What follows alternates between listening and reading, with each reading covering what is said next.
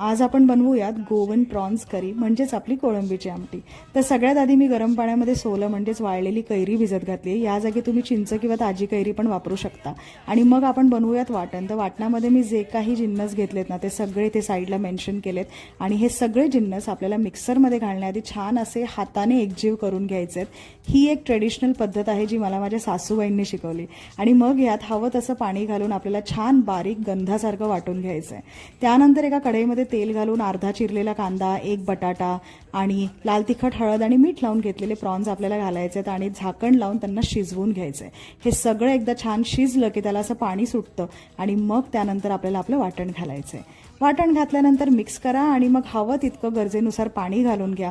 त्यानंतर त्याला छान 20 ते 25 मिनिटं मस्तपैकी उकळी घ्यायची आणि उकळी घेतल्यानंतर त्यामध्ये मीठ घालायचे हवं तसं आणि झाली आपली कोळंबीची आमटी तयार। ही आमटी गरम गरम